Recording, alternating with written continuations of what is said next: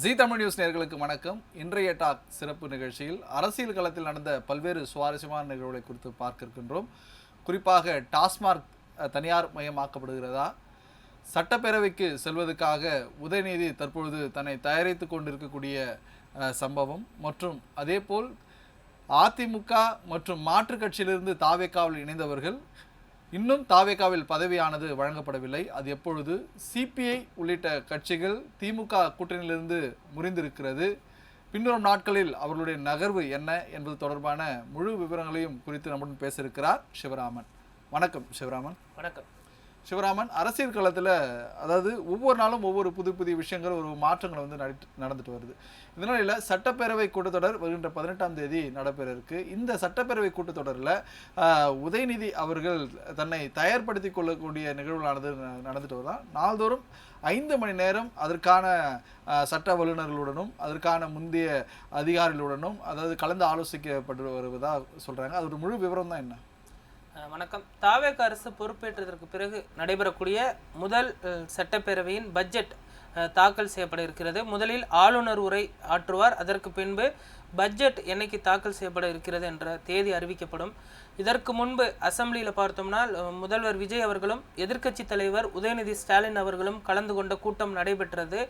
அப்பொழுது உதயநிதி அவர்கள் பேசிய பேச்சிற்கு விஜய் அவர்களால் பதிலளிக்க முடியவில்லை. அப்பொழுதே எதிர்க்கட்சிகளின் சார்பில் குற்றச்சாட்டு முன்வைக்கப்பட்டது. விஜய் அவர்கள் வீட்டிற்கு சென்று பார்த்தோம்னால் எக்ஸ் தளத்தில் ஒரு அறிக்கையினை வெளியிட்டிருந்தார். உதயநிதி பேச்சிற்கு அப்பொழுதே பதிலடி கொடுத்திருந்தால் அது மிக சிறப்பாக இருந்திருக்கும் என்ற ஒரு கருத்து முன்வைக்கப்பட்டது. இதற்காக இந்த முறை தாவேகா தலைவர் விஜய் அவர்கள் பேசுவதற்கு அதிகாரிகள் பக்கத்திலேயே இருக்கும் வகையில் பார்த்து கொள்ளப்பட்டிருக்கிறது. அதே போன்று உதயநிதி ஸ்டாலின் அவர்களும் எதிர்க்கட்சி தலைவராக ஆற்றப்போகிற முதல் உரை என்பதனால் ஒரு முக்கியத்துவம் வாய்ந்த ஒரு உரையாக பார்க்கப்படுகிறது. இதனால் இந்த உரை தயாரிக்கக்கூடிய அந்த பணிகள் நடைபெற்று வருகிறது. குறிப்பாக இதில் மின்வெட்டு பிரச்சனை, அதே போன்று சட்டம் ஒழுங்கு உள்ளிட்ட பல்வேறு பிரச்சனைகளையும் எழுப்புவதற்கு உதயநிதி ஸ்டாலின் அவர்கள் திட்டமிட்டு இருக்கிறார். அதற்கான அந்த உரை தயாரிக்கக்கூடிய பணிகளில் தற்பொழுது அண்ணா அறிவாலயத்தில் திமுகவின் மூத்த நிர்வாகிகள் மற்றும் சட்டத்துறை வல்லுநர்கள் ஈடுபட்டு வருகிறார்கள். குறிப்பா இந்த சுவாரஸ்யமான நிகழ்வு 18ஆம் தேதி அதாவது சட்டப்பேரவை கூட்டத்தொடர் தொடர்பான இன்னும் அதாவது கடந்த ஒரு மாதம் ஆட்சியானது தாவேகால் நிறைவடைந்திருக்கு. இதுல பல இடங்கள்ல குற்ற சம்பவங்களும் சரி மற்றும் போதைப் பொருள் தடுக்க முயற்பட்டிருக்கக்கூடிய சம்பவங்களும் இல்லை புதிய திட்டங்களும் அறிமுகப்படுத்தியிருக்காங்க. அதுக்கான விவாதங்களும் நடைபெறும் என எதிர்பார்க்கப்படுகிறது. இது ஒரு புறம் இருக்க, தற்பொழுது சிபிஐ திமுக கூட்டணியில் நீண்ட நாள் பயணிச்சுட்டு வந்தாங்க. ஆனால் தற்பொழுது சிபிஐ அந்த கூட்டணியிலிருந்து தன்னை விடுவிக்கிறதா அந்த மாநில அதாவது நிர்வாகி வீரபாண்டியன் தெரிவிச்சிருக்காரு. இது நீங்க எப்படி பாக்குறீங்க? இதோட முழு விவரம்னா பின்வரும் தேர்தலில் சிபிஐ திமுகவுடன் கூட்டணி வைக்குமா அல்லது தாவேகாவுடன் தான் அவர்கள் தங்களது நிபந்தனையற்ற ஆதரவுடன் தெரிவிச்சிருந்தாங்க, இல்ல உள்ளாட்சி தேர்தல் நடைபெறருக்கு பின்வரக்கூடிய நாடாளுமன்ற தேர்தல், சட்டப்பேரவை தேர்தல், இடைத்தேர்தல் உள்ளிட்ட பல தேர்தல்கள் அடுத்தடுத்து காத்திருக்கக்கூடிய நிலையில தாவேகாவுடன் இணைஞ்சு சிபிஎம் உள்ளிட்டவர்கள் பயணிப்பார்களா? சிபிஐ மாநில செயலாளர் வீரபாண்டியன் அவர்கள் இன்று செய்தியாளர்களை சந்திக்கும் பொழுது தாவேக அரசு 3 மாதம் கூட தாங்காது அப்படின்னு சொல்லி திமுக தலைவர் ஸ்டாலின் அவர்கள் பேசியது தவறு. அதே போன்று நாங்கள் வெளியிலிருந்து ஆதரவு கொடுத்துக்கிட்டு இருக்கோம். இந்த சூழலில் திமுக கூட்டணியில் எங்களால் தொடர முடியாது அப்படின்னு சொல்லிட்டு பட்டவர்த்தனமாக சொல்லிவிட்டு தற்பொழுது கூட்டணியிலிருந்து வெளியிருக்கிறாரு. கடந்த ஒரு 10 ஆண்டுகளுக்கு மேலாக நீடித்த திமுக கூட்டணி தற்பொழுது கலகலத்து போயிருக்கிறது. குறிப்பாக கம்யூனிஸ்ட் கட்சி போயிட்டாங்க. விசிகா என்ன நிலைப்பாடு அப்படிங்கிறத இன்னும் ஒரு சில நாட்கள் அறிவிப்பாங்க. விசிகா தாவேகா அமைச்சரவையில் பங்கெடுத்திருக்கக்கூடிய சூழலில் விடுதலை சிறுத்தைகள் கட்சியும் திமுக கூட்டணியில் இல்லை அப்படின்னு தான் நம்ம எடுத்துக்கணும். அதே போன்று இந்திய யூனியன் முஸ்லீம் லீக்கும் அந்த கூட்டணியில் இல்லை. திமுக கூட்டணி தற்பொழுது தனியாக இருக்கிறது. மனிதநேய மக்கள் கட்சி, மனிதநேய ஜனநாயக கட்சி, அதே போன்று தேமுதிக உள்ளிட்ட ஒரு சில கட்சிகள் மட்டுமே திமுக கூட்டணியில் இருக்கக்கூடிய சூழலில் வரக்கூடிய உள்ளாட்சி தேர்தல் மிகவும் சுவாரஸ்யமாக இருக்கும். என்னென்னு சொன்னால் தாவேகா ஆளும் கட்சியாக இருக்கனால அவர்கள் வெற்றி பெறுவதற்கான அந்த வாய்ப்பு என்பது இருக்கிறது. அதே போன்று ஆளும் கட்சி பார்த்து இந்த கம்யூனிஸ்டுக்கும் காங்கிரஸுக்கும் விடுதலை சிறுத்தைகளுக்கும் இடங்களை ஒதுக்கீடு கொடுக்க இருக்கிறதுனால ஆளும் கட்சியில் இருந்தால் தான் அதிக எண்ணிக்கையில் பெற முடியும் அப்படிங்கிறதுல கம்யூனிஸ்ட் தெளிவாக இருக்காங்க. கண்டிப்பா. இப்போ திமுக கூட்டணி என்று பார்க்கும்பொழுது அதில் தேமுதிக இப்போ இந்த ஆண்டு தான் முதல் முறையா திமுக கூட்டணியில் அங்க வகித்திருக்காங்க. மற்றும் ஜாதி சார்ந்த கட்சிகள் பல அதாவது சமூக சார்ந்த கட்சிகள் திமுகவுடன் கூட்டணியை வந்து தொடர்ந்துட்டு வராங்க. இப்படி இந்த நிலைப்பாட்டில் இப்போ சிபிஎம், சிபிஐ உள்ளிட்ட கட்சிகள் திமுகவுடன் இல்லை. விசிக ஆல்ரெடி வந்து அமைச்சரவையில் பங்கு வச்சிருக்காங்க, ஐயுஎம்எல்லும் அமைச்சரவையில் பங்கு வகித்திருக்காங்க. இருக்கும் பொழுது இத்தனை நாள் திமுகவுக்கு ஒரு பலமாக இருந்த கூட்டணியானது தற்போது பிளவு பெற்றிருக்கிறது. பின்வரும் நாட்களில் அவர்களுடைய இந்த தேர்தலை சந்திக்க திமுக எந்த மாதிரியான யுத்திகளை பயன்படுத்த அவர்கள் தயாராக இருக்கிறாங்க? இப்போ திமுகவை பொறுத்த வரைக்கும் கூட்டணி பலம் அப்படிங்கிறது எதுவுமே இல்லை. திமுகவோட ஓன் பலம் மட்டும்தான் இருக்குது. அதே போன்று வரக்கூடிய காலங்களில் திமுக தனித்து போட்டியிட வேண்டும் என்றும் நேற்று நடைபெற்ற அந்த ஆலோசனை கூட்டத்தில் திமுகவின் மூத்த நிர்வாகிகள் வலியுறுத்திருக்கிறாங்க. என்னென்னு சொன்னால் நம்மளோட வந்துட்டு அந்த ஆட்சி அதிகாரத்தையும் அதே போன்று நம்மளோட அதிகாரத்தையும் வந்து பார்த்தோம்னால் கூட்டணி கட்சிகளுக்கு ஒதுக்கி கொடுத்ததுனால அவர்கள் பலன் பெற்றுட்டு போயிட்டாங்க. திமுகவுக்கு இதனால் எந்த ஒரு பலனும் இல்லை அப்படிங்கிற ஒரு வருத்தத்தை தெரிவிச்சிருக்கிறாங்க. இந்த சூழலில் வரக்கூடிய காலங்களில் திமுக கூட்டணி கட்சிகளை எப்படி சேர்க்க போகிறாங்க, யாரெல்லாம் சேர்க்க போகிறாங்க, பாமக வந்து வருமா, அதே போன்று வேறு ஒரு சில கட்சிகளை கூட்டணிக்குள்ளே கொண்டு வரக்கூடிய அந்த முயற்சியில் திமுக ஈடுபடும் என எதிர்பார்க்கப்படுகிறது. வரக்கூடிய உள்ளாட்சி தேர்தல் என்பது திமுகவிற்கான பலப்பரிட்சையை நம்ம எடுத்துக்கலாம். கண்டிப்பாக இப்போது தாவேகா அதில் வந்து அதிமுகவிலிருந்து பலர் தாவேகாவில் இணைந்திருக்கிறாங்க. இப்படி இணைந்த மூத்த நிர்வாகிகள், முன்னாள் அமைச்சர்கள் உள்ளிட்டவர்களுக்கு இதுவரை பதவிகளானது வழங்கப்படவில்லை. செங்கோட்டையன் உள்ளிட்டவர்கள் வந்து தேர்தலுக்கு முந்தையே இணைஞ்சிருந்தாலும் அவர்களுக்கான பொறுப்புகளும் அதே போல் அவர்களுக்கான அந்த வாரியத்தில் இடம் உள்ளிட்டவைகள் வந்து வழங்கப்பட்டிருந்ததை நான் பார்க்கணும். தேர்தலில் போட்டியிட வாய்ப்புகளும் அளிக்கப்பட்டிருந்தது. அப்படி இருக்கும்போது இப்போ தேர்தலுக்கு பிந்தி அதிமுகவிலிருந்து தங்களை விலக்கி கொண்டு தற்போது தாவேகாவில் இணைந்திருக்கக்கூடிய மூத்த நிர்வாகிகள், அதிமுகவின் முகங்களாக பார்க்கப்பட்டவர்களுக்கு இதுவரை எந்த ஒரு பதவிகளும் ஒதுக்கப்படவில்லை. அதற்கான பதவிகள் ஒதுக்கீடு எப்போ நடக்க இருக்கிறது? அது மட்டும் இல்லாமல் தாவேகாவில் வந்து மாவட்ட செயலாளர் கூட்டம் இன்றைய தினம் பணியூர் அலுவலகத்தில் வந்து அவசர கூட்டமாக நடைபெற இருக்கிறது. இந்த மாவட்ட செயலாளர் கூட்டத்தில் இந்த பதவிகள் ஒதுப்பது தொடர்பாக ஏதாவது பேச்சுவார்த்தை நடைபெறுமா? இது எப்படி பார்க்குறீங்க? இல்லை, குறிப்பாக பார்த்தோம்னா தாவேகாவிற்கு பல்வேறு நபர்களும் வந்திருக்கிறாங்க. மரகதம் குமரவேல், அதே போன்று இசக்கி சுப்பையா, பெருந்துறையிலேருந்து பார்த்தோம் ஜெயக்குமார், அதே போன்று தாராபுரத்துலேருந்து வந்திருக்காங்க. இவங்க அனைவருக்கும் இன்னும் பதவிகள் கொடுக்கப்படல. அவங்களுக்கு ஏதேனும் பொறுப்பு, மாநில அளவிலான பொறுப்புகள் கொடுக்கப்படுமா அல்லது மாவட்ட செயலாளர் பொறுப்பு கொடுக்கப்படுமா என்னும் தெரியல. அதே போன்று உடுமலை ராதாகிருஷ்ணன் உள்ளிட்ட ஒரு சிலரும் தற்பொழுது கட்சிக்குள்ளே வந்திருக்கக்கூடிய நிலையில் அனைவரும் பொறுப்புகளை எதிர்பார்க்குறாங்க. அதே போன்று வாரிய தலைவர் உள்ளிட்ட பொறுப்புகள் கொடுக்கப்படும் அப்படின்னு ஒரு எதிர்பார்ப்போடு வந்திருக்கிறாங்க. ஆனால் தாவேகா அரசை பொறுத்தவரைக்கு இப்போ வரைக்கும் எந்த ஒரு பொறுப்பும் கொடுக்கப்படவில்லை.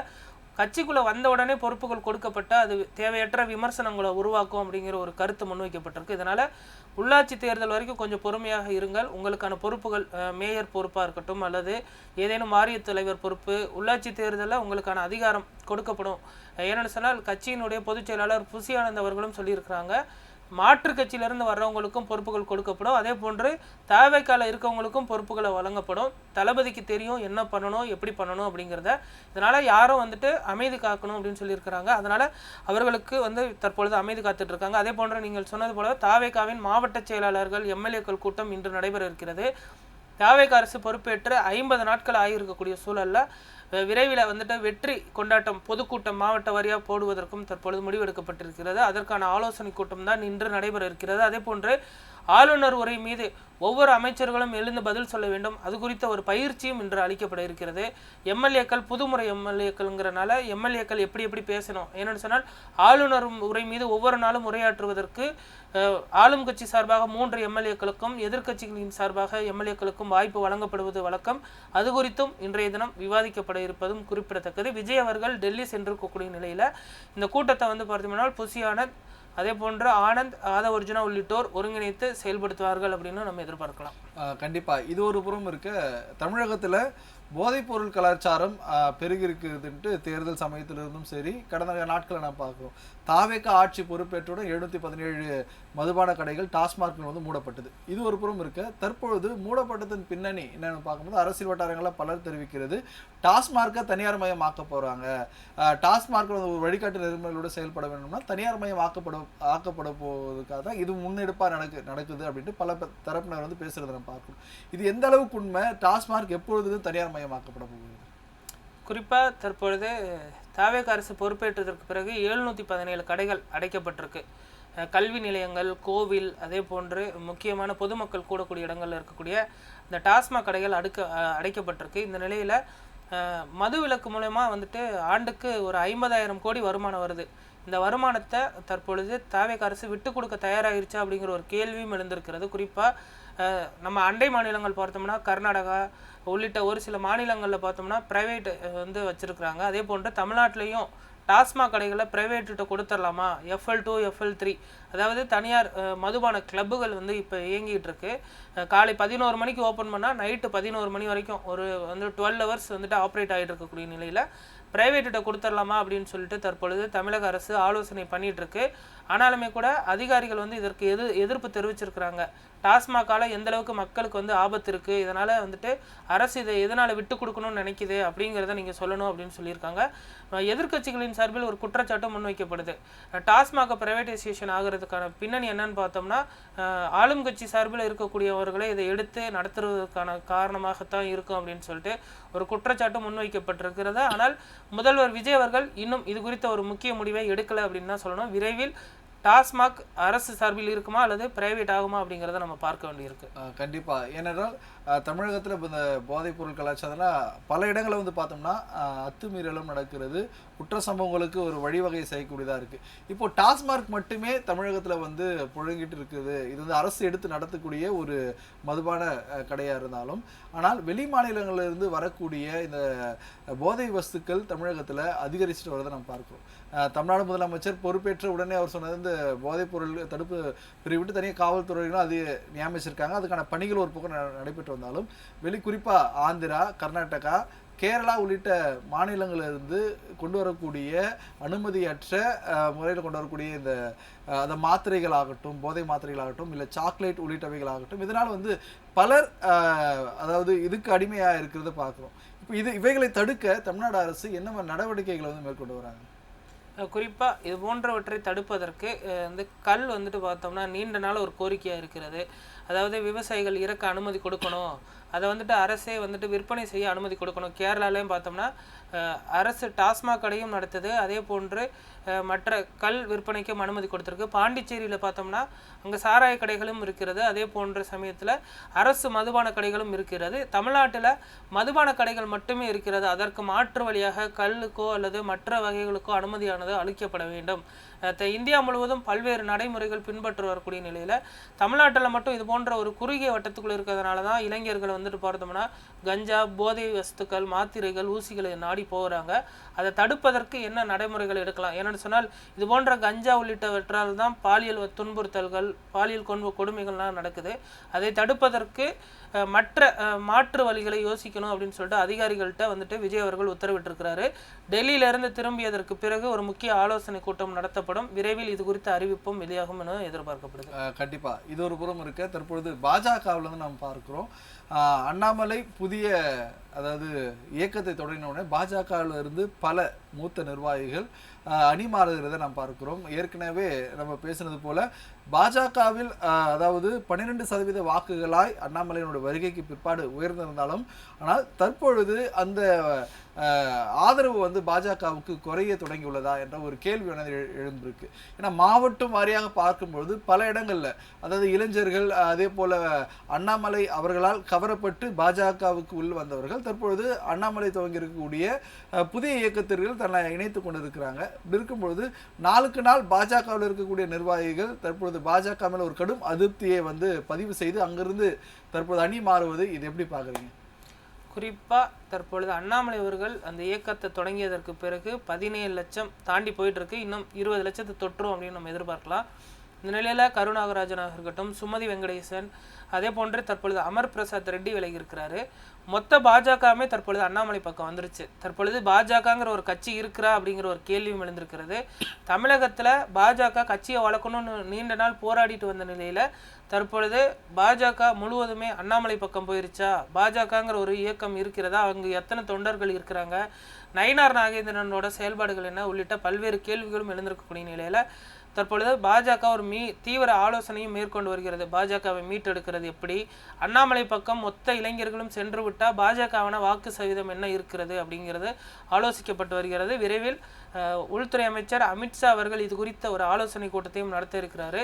நயனார் அவர்களும் ஏற்கனவே இந்த சம்பவம் தொடர்பா மாநில தலைவராக இருக்கக்கூடிய நயனா நாகேந்திரன் ஒரு சுற்றறிக்கையை வெளியிட்டதை நாம் பார்க்கிறோம். அதாவது நிர்வாகிகள் பொறுப்பாளர்கள் ஒவ்வொருவரும் நிர்வாகிகள் நேரில் சந்திச்சு அவங்களுக்கான குறைகளை வந்து கண்டறியணும்.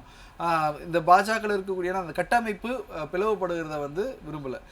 ஏனென்றால் இப்போ இந்த வட்டம், அதே போல் நகரம், ஒன்றியம் உள்ளிட்ட இருக்கக்கூடியவர்கள் பெரும்பாலானவர்கள் பாஜகவில் இருந்து தான் அண்ணாமலை அவர் துவங்கி இருக்கக்கூடிய இயக்கத்தில் தங்களை இணைத்துக் கொள்கிறாங்க. அப்படி இருக்கும்பொழுது அந்த நிர்வாகிகள் வந்து பாஜக மீது இருக்கக்கூடிய அந்த அதிருப்தி நிலவரங்களை நிர்வாகிகள் உடனடியாக சந்தித்து பேசணுன்ட்டு ஒரு அறிவிப்பு சொல்லியிருக்காரு. இது எப்படி பார்க்குறீங்க? இது எந்த அளவுக்கு இது செயல்பாட்டுக்கு வரும்? குறிப்பாக தற்பொழுது அண்ணாமலை தொடங்கி இருக்கக்கூடிய இந்த கட்சியினால் வந்துட்டு பார்த்தோம்னா இளைஞர்களின் வாக்கு மொத்தமாகவே அண்ணாமலை சைடு போயிடுச்சு. தற்பொழுது பாஜக என்ன செய்ய இருக்கிறாங்க, அவங்க அந்த கட்சியோட கட்டமைப்பை எப்படி மீட்டெடுக்க போகிறார்கள் அப்படிங்கிறத நம்ம பார்க்க வேண்டியிருக்கிறது. குறிப்பாக கடந்த சில நாட்களில் பார்த்தோம்னா அண்ணாமலை அவர்களும் தற்பொழுது அமைதி காத்துட்டு வர்றாரு. விரைவில் அது தொடர்பான ஒரு பயிற்சி கூட்டத்தை அவர் நடத்த போகிறாரு.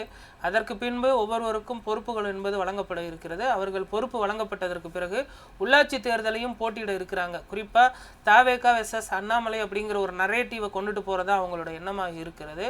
இதற்கு இடையில உதயநிதி ஸ்டாலின் அவர்களும் இருக்கக்கூடிய சூழல்ல பாஜகவினுடைய ரோல் என்னவாக இருக்க போகிறது, பாஜக என்ன பண்ண போகிறது அப்படிங்கிறத நம்ம பார்க்க வேண்டும். தமிழகத்தை பொறுத்தவரை பாஜக வந்து கால் ஒன்ற முடியாத ஒரு நிலையே வந்து இருக்கு.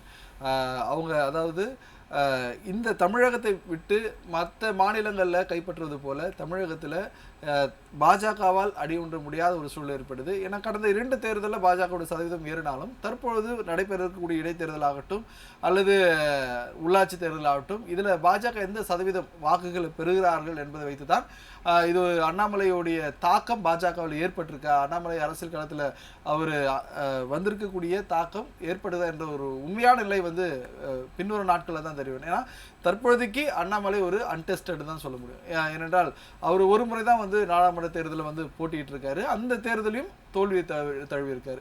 இருக்கும் பொழுது நடைபெற இருக்கக்கூடிய இடைத்தேர்தலில் போட்டியிடுவார்களா அல்லது உள்ளாட்சி தேர்தலில் என்ன மாதிரியான பிரதிபலிப்பு பாஜக அடைகிறது, நாடாளுமன்ற தேர்தலில் இந்த மாதிரியான அண்ணாமலை யாருக்கு ஆதரவு தரப்போகிறார் என்ற அந்த பல்வேறு குழப்பமான ஒரு நிலையானது ஏற்படுது. ஏனென்றால் பாஜகவிலிருந்து விலகி இருந்தாலும் அவர் தான் துவங்கி இருக்கக்கூடிய இந்த இயக்கத்தை பாஜகவோடு இணைத்து அவர் செயல்படுவாரா? ஏன்னா தமிழக மக்கள் இது உற்று நோக்கக்கூடிய ஒரு காலமாக இருக்குது. ஏன்னா பாஜக தான் அண்ணாமலையே ஒரு புதிய இயக்கத்தை துவங்க வைத்திருக்கிறாங்கன்ற ஒரு அரசியல் வட்டாரமும் சரி மக்கள் மத்தியில் வந்து பரவலாக பேசப்பட்ட கூடிய ஒரு கருத்தாக இருக்குது.